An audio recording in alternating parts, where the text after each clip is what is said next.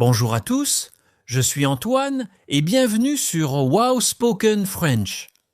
Aujourd'hui, nous avons une histoire vraiment intéressante à partager avec vous. Gabriel, tu te souviens de Maria, ma voisine brésilienne ? Bonjour tout le monde, oui Antoine, bien sûr, tu m'as parlé d'elle la semaine dernière, elle habite dans ton immeuble depuis combien de temps maintenant? Cela fait presque 3 ans maintenant. Et devine quoi ? Hier, j'ai découvert quelque chose d'absolument incroyable à son sujet. Nous étions dans l'ascenseur ensemble et j'ai commencé à lui parler en français comme d'habitude. Et alors? Qu'est-ce qui s'est passé? Tu as l'air très excité par cette histoire.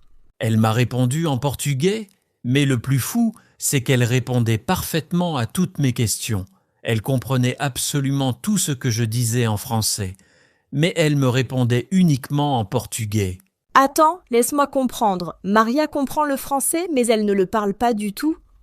Comment est-ce possible après 3 ans en France? C'est exactement ça. J'étais tellement surpris que j'ai décidé de l'inviter à prendre un café pour mieux comprendre sa situation. Et là, elle m'a expliqué toute son histoire. Chers auditeurs, avez-vous déjà rencontré quelqu'un dans cette situation ? Je suis vraiment curieuse maintenant. Qu'est-ce qu'elle t'a raconté? Il doit y avoir une raison particulière, non? Oui, et c'est vraiment touchant. Maria m'a expliqué qu'elle comprend parfaitement le français. Elle peut regarder des films français sans sous-titres, écouter la radio, lire des livres.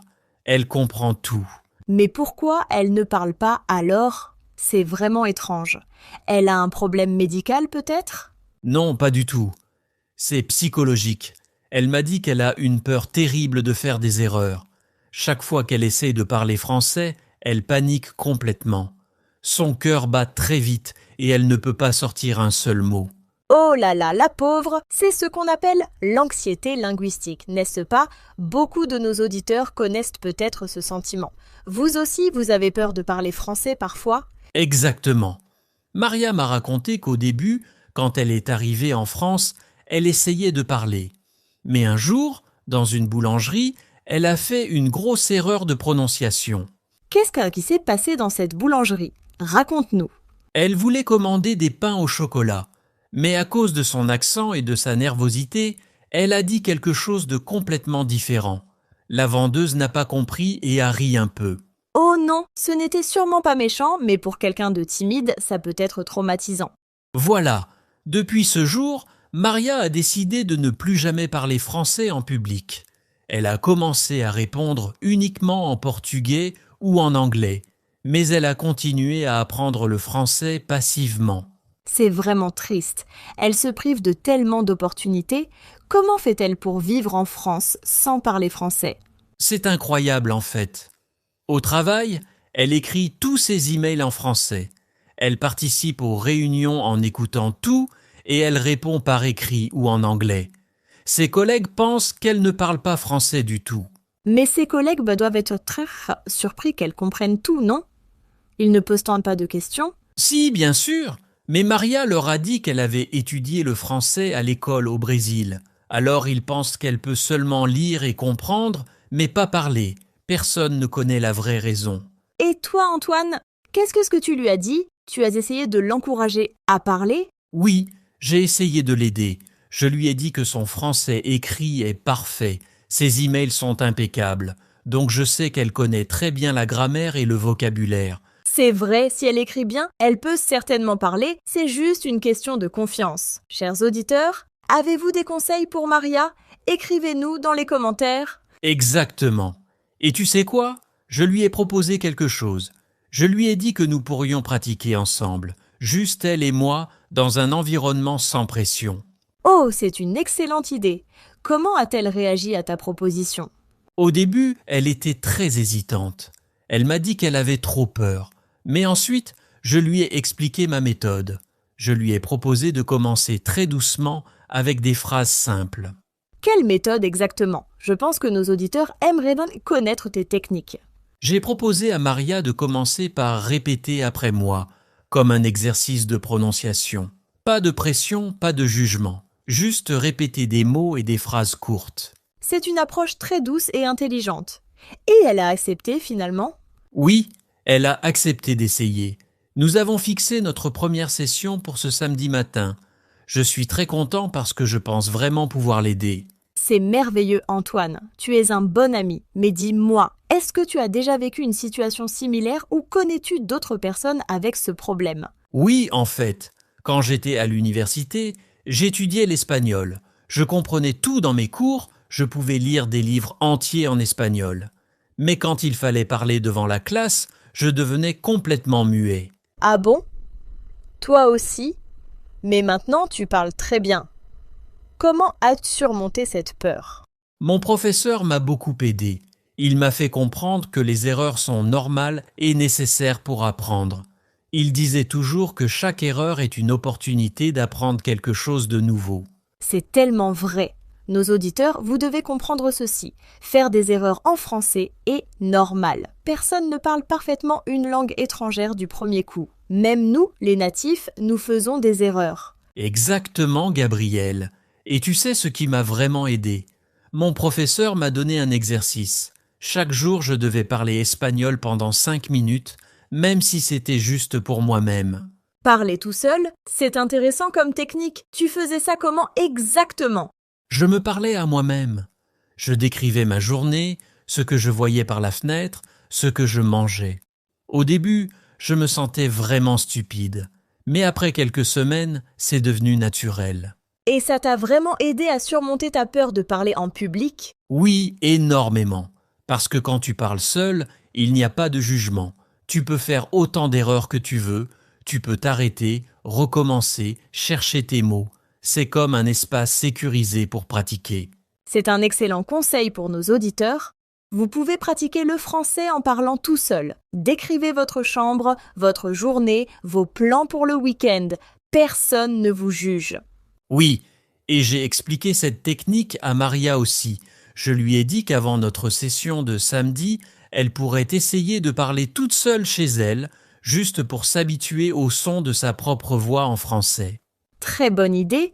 Et ensuite, quand vous serez ensemble samedi, ce sera plus facile pour elle. Au fait, vous allez faire cette session où? J'ai pensé à un endroit calme et confortable. Nous allons nous retrouver dans un petit parc près de chez nous. Il y a des bancs tranquilles là-bas, loin du bruit de la ville. Parfait. Un environnement relaxant va vraiment l'aider et tu as préparé des exercices spécifiques pour elle? Oui, j'ai préparé une liste de phrases très simples pour commencer. Des choses comme bonjour, au revoir, merci s'il vous plaît. Les bases absolues. C'est très bien pensé. Commencer par les bases, c'est essentiel. Chers auditeurs, si vous apprenez le français, n'oubliez pas, commencez toujours par les phrases simples. Exactement. Et après les phrases de base, je vais lui faire pratiquer des phrases utiles pour la vie quotidienne. Par exemple, comment commander dans un café, comment demander son chemin, comment faire des courses. Ces phrases sont vraiment pratiques. Maria va pouvoir les utiliser immédiatement dans sa vie de tous les jours. C'est motivant d'apprendre des choses qu'on peut utiliser tout de suite. C'est exactement mon idée. Je veux qu'elle voie rapidement les bénéfices de parler français. Une fois qu'elle réussira à commander un café en français, elle va se sentir tellement fière. Oh oui! Cette sensation de fierté est incroyable. Je me souviens quand j'ai appris l'anglais, la première fois que j'ai réussi à avoir une vraie conversation, j'étais sur un petit nuage. Toi aussi tu as appris une langue étrangère? Raconte-nous ton expérience. Oui, j'ai appris l'anglais et un peu d'italien. Pour l'anglais, j'ai eu beaucoup de chance parce que j'ai pu aller en Angleterre pendant 3 mois. C'était une immersion totale. Une immersion totale. C'est le rêve pour apprendre une langue. Tu devais parler anglais tout le temps, non? Oui, c'était ça ou rester silencieuse toute la journée. Au début, c'était vraiment difficile. Je ne comprenais pas tout le monde, surtout avec les différents accents britanniques. Les accents britanniques sont vraiment variés. Et tu as vécu où exactement en Angleterre? J'étais à Manchester. Les gens là-bas ont un accent assez fort. Les premières semaines, je hochais juste la tête en souriant parce que je ne comprenais rien du tout. Oh non, ça devait être stressant. Comment as-tu fait pour progresser? J'ai eu de la chance de rencontrer des gens très patients. Ma colocataire anglaise, Emma, était incroyable. Elle parlait lentement avec moi et elle m'encourageait toujours à essayer de parler. et elle ne riait jamais de mes erreurs. Au contraire, elle les corrigeait gentiment et m'expliquait pourquoi. C'est exactement ce que tu vas faire avec Maria, n'est-ce pas? Oui, c'est important de créer un environnement bienveillant. Si Maria sent qu'elle va être jugée ou moquée, elle ne progressera jamais. Elle a besoin de se sentir en sécurité. Absolument. Et nos auditeurs aussi ont besoin de cette bienveillance. Si vous avez des amis francophones, demandez-leur d'être patients avec vous. Expliquez-leur que vous apprenez. C'est un excellent point, Gabriel. La plupart des gens sont contents d'aider quelqu'un qui apprend leur langue. Les Français aiment beaucoup quand les étrangers essaient de parler français. C'est vrai, même si vous faites des erreurs, en fait, les Français apprécient l'effort. C'est bien mieux d'essayer et de faire des erreurs que de ne rien dire du tout. Tu as raison. Et c'est exactement ce que je vais essayer de faire comprendre à Maria. Je vais lui montrer que les Français sont généralement très compréhensifs avec les apprenants. Donc samedi, tu vas commencer avec les phrases de base. Et après, tu as un plan pour la suite? Oui, si tout se passe bien samedi, je vais proposer à Maria de faire ces sessions une fois par semaine. Chaque semaine, nous allons ajouter de nouvelles phrases et de nouveaux sujets. Une fois par semaine, c'est parfait. Ce n'est pas trop intense, mais c'est régulier. La régularité, c'est vraiment importante pour apprendre une langue. Exactement. Et entre nos sessions, je vais encourager Maria à pratiquer toute seule chez elle. Je vais lui donner des exercices à faire, comme parler à voix haute pendant 5 minutes chaque jour. Tu es vraiment bien organisé. Tu as pensé à tout. Je suis sûre que Maria va faire des progrès rapides avec ton aide. J'espère vraiment. Tu sais, ce qui m'a vraiment touché dans son histoire, c'est qu'elle n'a pas arrêté d'apprendre. Même avec sa peur de parler, elle a continué à améliorer son français. C'est vrai, elle a continué à lire, à écouter, à écrire. N'a pas abandonné complètement. C'est très courageux de sa part. Oui, et maintenant elle est prête à franchir cette dernière étape. Elle est prête à parler. Je pense que notre première session va être un moment très émotionnel. Je peux l'imaginer. La première fois qu'elle va réussir à dire une phrase complète en français, ce sera un grand moment pour elle. Tu devras nous raconter comment ça s'est passé. Bien sûr, je vous raconterai tout dans notre prochain épisode. Et qui sait, peut-être que Maria acceptera de venir sur notre podcast pour partager son expérience. Oh, ce serait fantastique. Nos auditeurs pourraient entendre son parcours directement d'elle. Ce serait très inspirant pour les personnes qui vivent la même situation. Oui, j'y penserai. Mais d'abord, nous devons réussir notre première session. Je suis un peu nerveux en fait. Je veux vraiment que ça se passe bien pour elle. Tu vas très bien t'en sortir, Antoine. Tu es patient, tu as de l'empathie et tu as une bonne méthode. Maria a de la chance de t'avoir comme amie et comme professeur. Merci Gabriel. Tes mots me donnent confiance. Et vous, chers auditeurs, est-ce que vous vivez une situation similaire à celle de Maria ? Ou peut-être que vous connaissez quelqu'un qui comprend le français, mais qui ne peut pas parler ? Oui, partagez vos expériences avec nous dans les commentaires. Vos histoires peuvent aider d'autres personnes qui traversent la même chose. Et si vous avez des conseils pour Maria, n'hésitez pas à les partager. N'hésitez pas. C'est vrai, la communauté Wow Spoken French est vraiment formidable. Nous nous entraidons tous pour apprendre le français ensemble.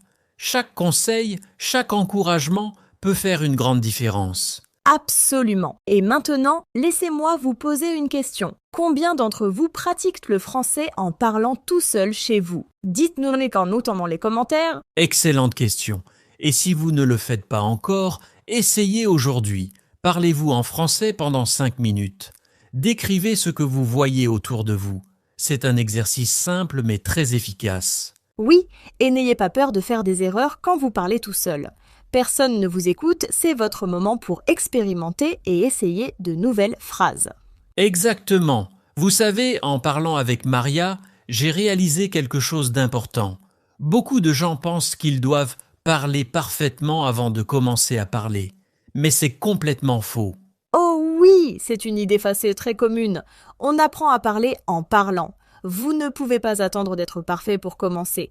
La perfection vient avec la pratique. C'est comme apprendre à faire du vélo. Tu ne peux pas apprendre à faire du vélo en lisant seulement des livres sur le vélo. Tu dois monter sur le vélo et pédaler, même si tu tombes au début. Parfaite analogie. Et quand tu tombes du vélo, tu te relèves et tu réessaies. C'est la même chose avec le français. Vous faites une erreur? Ce n'est pas grave, vous réessayez. Exactement. Et vous savez quoi? Même les Français font des erreurs quand ils parlent français. Nous faisons des fautes de grammaire, nous oublions des mots, nous devons parfois nous corriger. C'est tellement vrai. Personne ne parle parfaitement, même dans sa langue maternelle. Alors pourquoi vous, les apprenants, vous devriez parler parfaitement? Voilà. L'important, c'est de communiquer, de transmettre votre message. Si les gens vous comprennent, c'est déjà une grande victoire. Absolument. Et plus vous parlez, plus vous allez vous améliorer naturellement. C'est automatique. Votre cerveau va apprendre et corriger les erreurs tout seul avec le temps. C'est vrai. Notre cerveau est incroyable. Il apprend des modèles de la langue juste en écoutant et en pratiquant. Vous n'avez pas besoin d'étudier toutes les règles de grammaire par cœur. Oui, les enfants apprennent à parler sans étudier la grammaire. Ils écoutent, ils imitent, ils pratiquent, et c'est comme ça qu'ils deviennent fluides dans leur langue.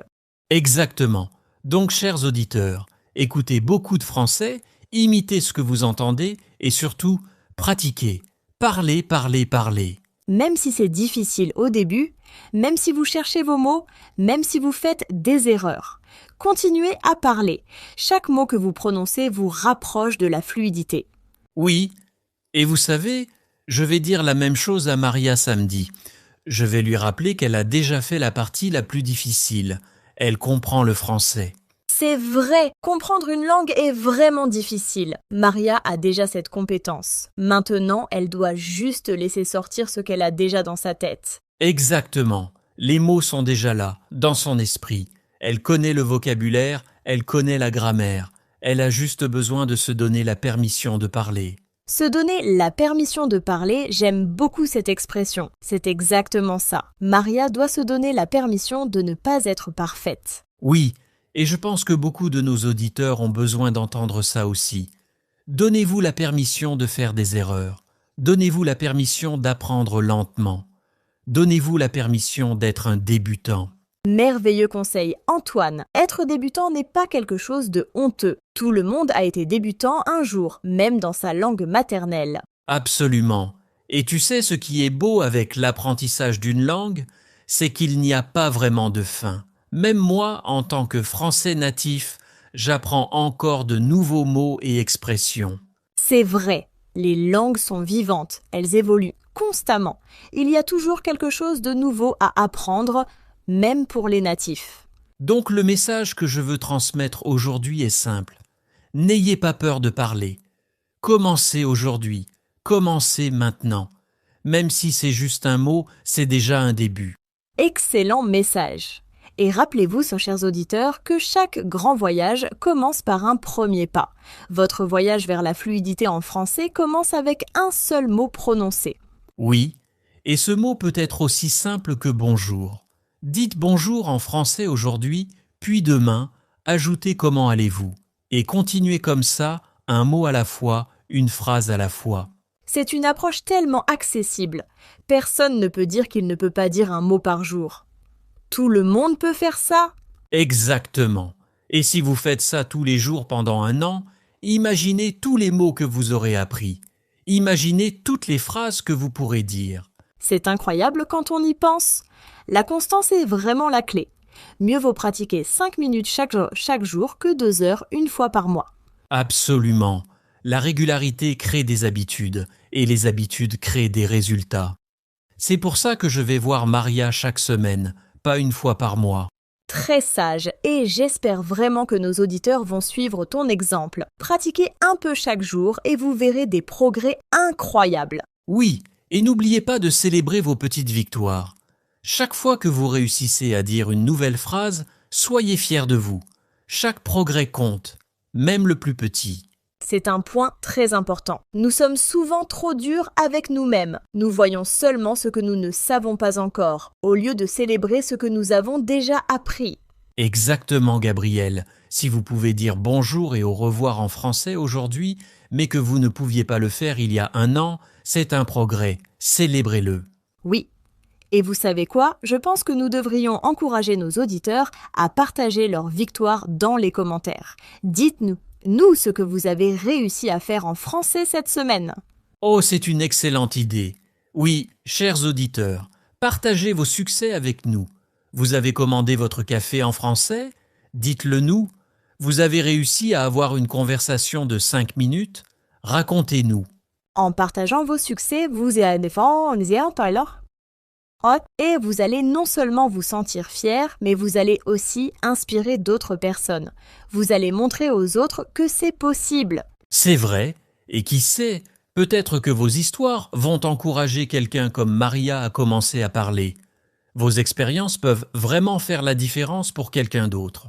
Absolument. La communauté Wow Spoken French est vraiment spéciale. Nous nous soutenons tous mutuellement dans notre voyage d'apprentissage du français. Oui, et parlant de soutien, je veux dire quelque chose à tous ceux qui écoutent. Si vous avez un ami qui apprend le français, encouragez-le. Soyez patient avec lui. Votre soutien peut changer sa vie. Oh oui! Le soutien des amis et de la famille est tellement important. Quand les gens autour de vous croient en vous, c'est plus facile de croire en vous-même. Exactement. C'est pour ça que je suis content que Maria m'ait fait confiance. Elle aurait pu garder son secret pour toujours, mais elle a choisi de me le dire. Maintenant, je peux l'aider. C'est vraiment beau, Antoine. Tu es un bon ami. Et j'espère que dans quelques mois, nous pourrons voir les progrès de Maria. Ce sera une histoire inspirante pour tout le monde. Je l'espère aussi, et je vous promets de vous tenir au courant de ses progrès. Peut-être que dans notre prochain épisode, je pourrai déjà vous raconter comment s'est passée notre première session. Oh oui, j'ai hâte d'entendre ça. Et nos auditeurs aussi, j'en suis sûre. Donc assurez-vous de revenir la semaine prochaine pour connaître la suite de cette histoire. Oui, ne manquez pas le prochain épisode. Et en attendant, pratiquez votre français tous les jours, même si c'est juste 5 minutes. Parlez-vous à vous-même, décrivez votre journée, racontez une histoire. Excellent conseil. Et surtout, n'oubliez pas, les erreurs sont vos amis. Chaque erreur vous apprend quelque chose de nouveau. Ne les craignez pas, embrassez-les. Absolument. Les erreurs sont la preuve que vous essayez. Si vous ne faites jamais d'erreur, c'est que vous ne sortez jamais de votre zone de confort. Très bien dit. Alors sortez de votre zone de confort aujourd'hui. Essayez de dire quelque chose de nouveau en français. Essayez une nouvelle phrase, un nouveau mot.